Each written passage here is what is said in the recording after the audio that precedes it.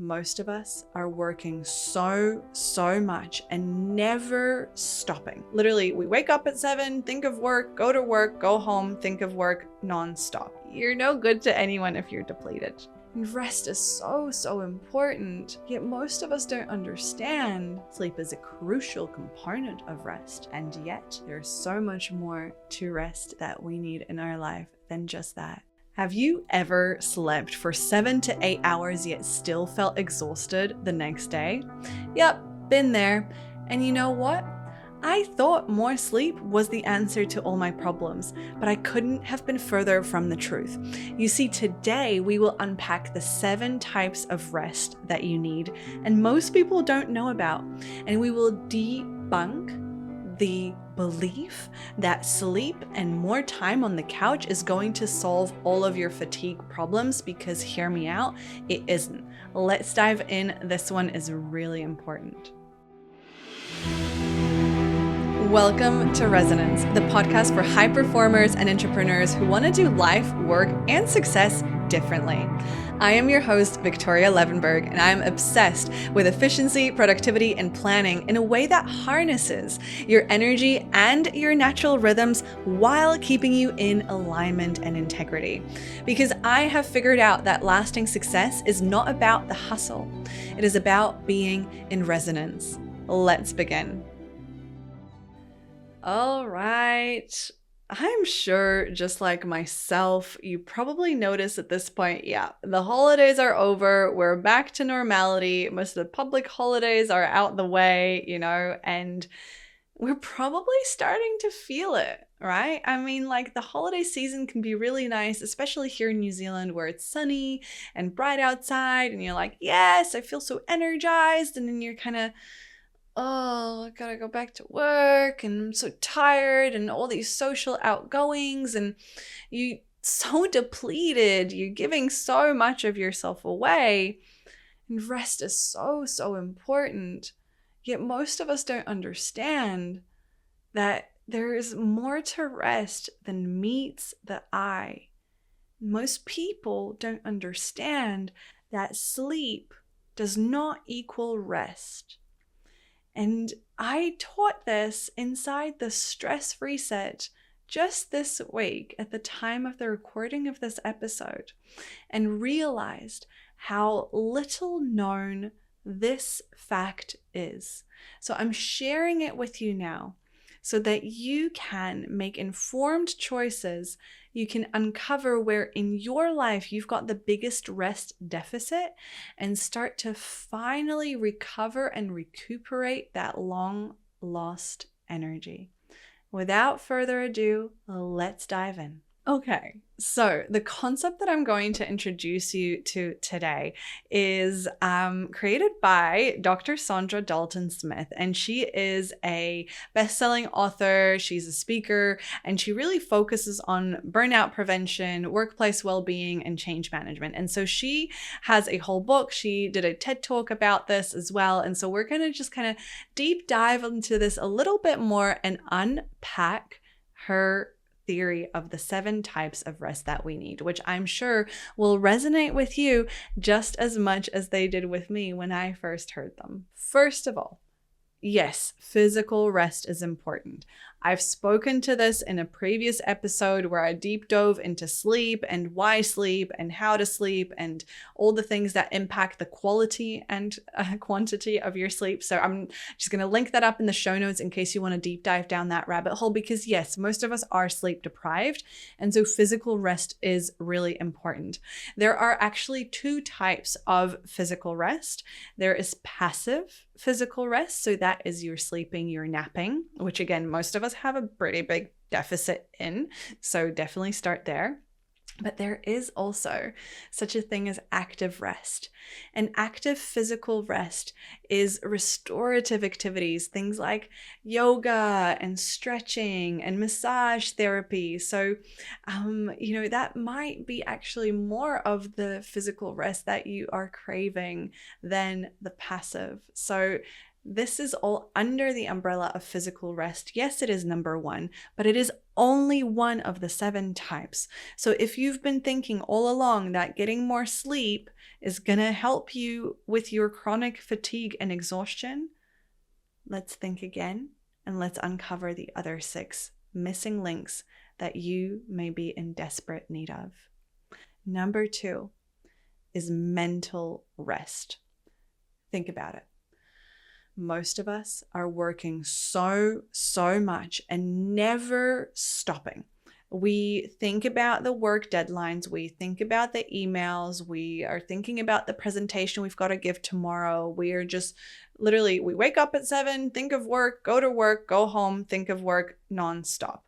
And most of us have such a massive mental rest deficit because this little monkey mind just doesn't stop. So what will help someone with a mental rest deficit, and this is super important, is taking short breaks throughout the day that honor your ultradian rhythm. Your ultradian rhythm is basically your body's automatic clock that runs 24 hours of every day. And it's roughly a 90-minute cycle, if you think of it like as a wave, where your productivity, your mental focus, your energy rises, you reach your peak, and then it goes down. And at the very bottom of that cycle, ideally, your body wants about 20 minutes of rest. But again, look, we are all in this muggle 3D reality. Who here has got 20 minutes every hour and a half, right? However, even just a few minutes of conscious pause, stillness is going to be so valuable, because that gives your body the best chance of recovering. It gives your mind that opportunity to sift through all the information that it took in and create memories and new neural synapses so that you can go back into the cycle and continue your journey. Another way to help navigate your mental rest deficit, and I swear by this, is journaling or writing things down to write down your thoughts. So if you know me, you probably know that like, if I don't write something down, it's not happening.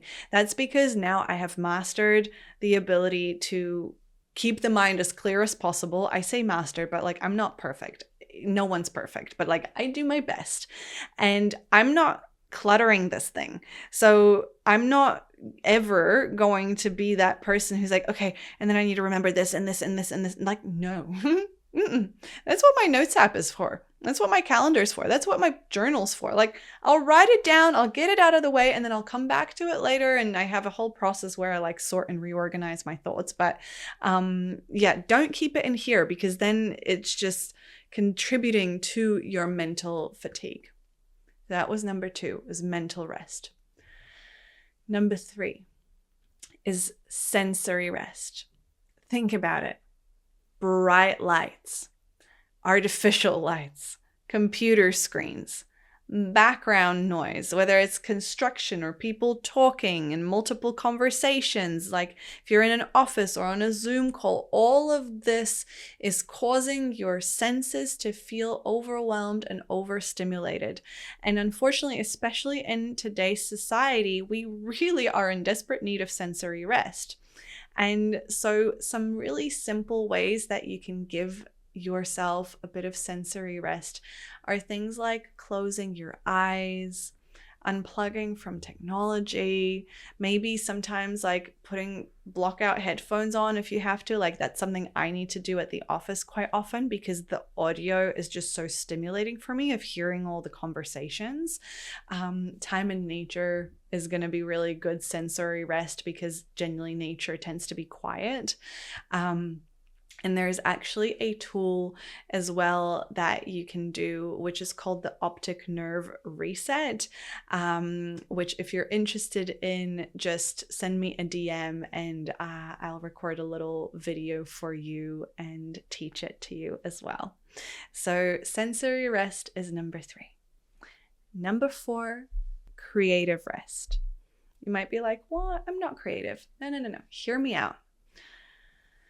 You cannot spend 40 hours a week staring at a blank screen or a messy surrounding and blank walls and expect to feel passionate about anything, let alone come up with great innovative ideas. So creative rest is really important, especially for anyone who needs to problem solve and brainstorm and come up with great new different ways of doing things. So the way that you can invite more creative rest into your life is through immersing yourself in things like beauty, nature, the arts, and you will gravitate towards different things depending on your own preferences and your own personality style. But for example, it could be, some people love going to museums and looking at artwork. Other people love fashion and beauty, and they get a lot of joy out of like dressing up or looking at fashion or, kind of being out and observing people out and about.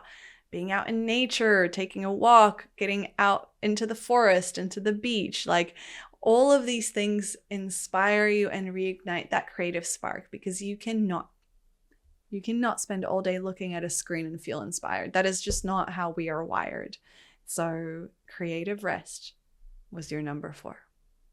Number 5 is emotional rest. And this one specifically is really important for my people pleasers and people who tend to gravitate towards the fawn response. So a few weeks ago, I published an episode on boundaries. Now, this week, I will again reaffirm that setting boundaries is a really important part of giving yourself emotional rest. People who have an emotional rest deficit often have a hard time saying no. They tend to put everyone else first before themselves. And it's really hard for them to tune into what they really need.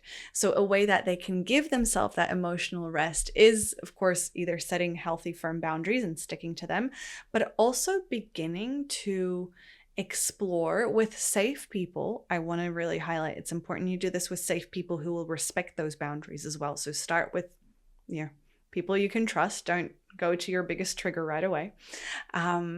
With safe people, start to practice vulnerability and like what it would be like to give an honest, authentic answer to the question, how are you? Rather than trying to sugarcoat things. Like, it is my biggest pet peeve when people ask me, how are you? And they're like halfway gone before they've even finished asking the sentence. Like, don't ask me if you don't care. I'm not going to give you a half-assed answer either. Like, when I ask you how you are, I want the full story. I don't want the good, how are you? No. Like, I care.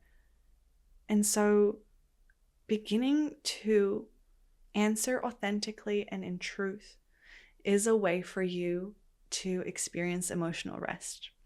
Having spaces like the Women Inside the Stress Reset, where you can openly share, where you can be your authentic, vulnerable self without the fear of judgment, where you are invited to explore yourself deeper than you ever have before without any shame, guilt, or self-flagellation. That is emotional rest.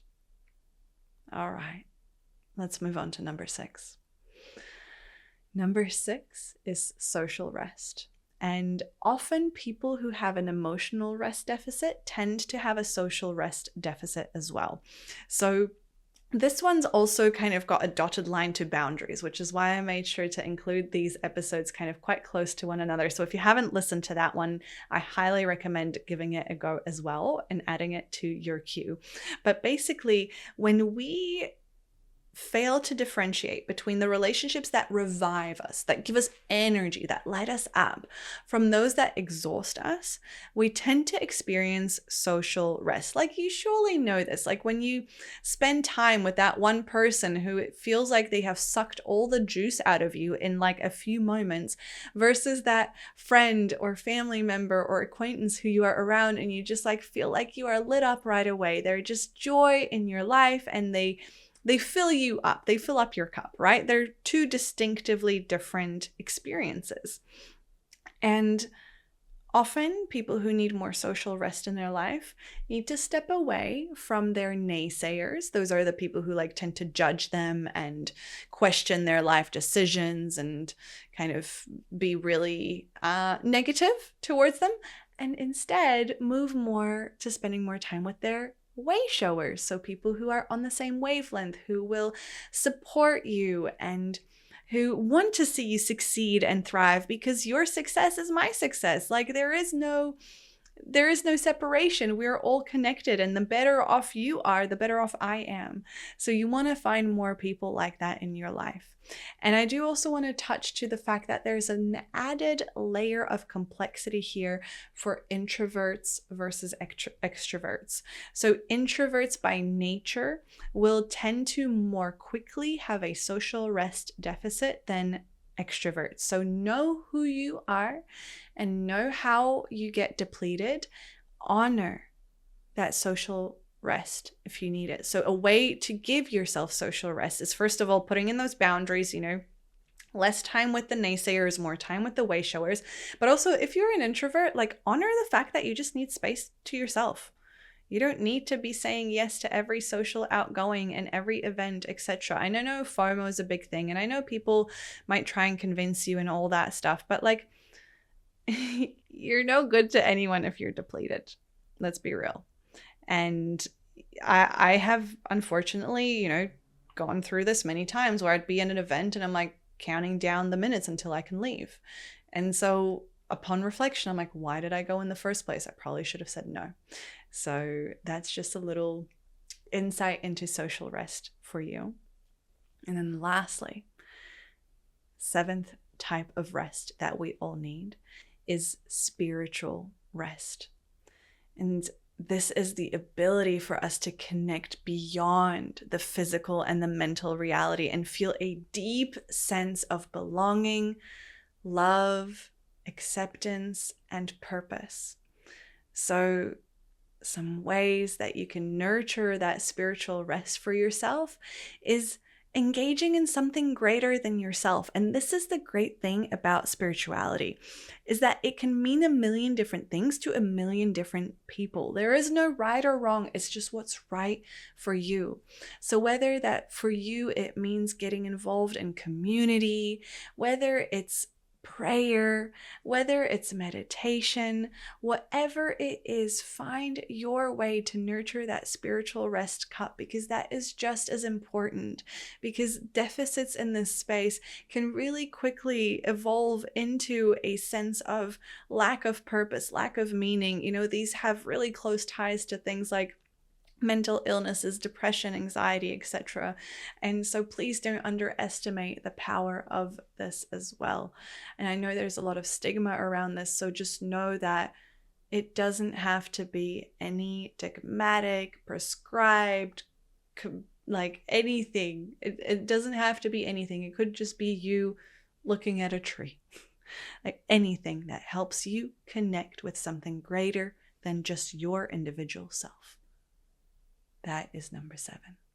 So to summarize, sleep does not equal rest. Yes, sleep is a crucial component of rest, and yet there is so much more to rest that we need in our life than just that. And so that includes physical rest, whether it's passive or active, mental rest, sensory rest, creative rest, emotional rest, social rest, and spiritual rest. Rest all around. Is rest even a word anymore? When you've said it so many times, you're like, I don't know if it's a word. Anyways, my invitation to you this week would just be to reflect on, out of those 7 types of rest, which one you are in most need of in your life right now, and how could you invite a little bit more of that in? Now, I know it might be tempting and you might be like, oh my God, I need them all. Yes, we all do, of course. And which one feels like the deficit is the heaviest at right now? And if it's hard to choose one, maybe choose 2, maybe even 3, but no more than 3. And start to mine away at that. Start to have a think about, okay, what is a way that I could invite a little bit more of this type of rest into my life, into my routine? Give it a try. And hey, if this information resonated with you, like this is just scratching the surface of the work that myself and the incredible women inside the Stress Reset do.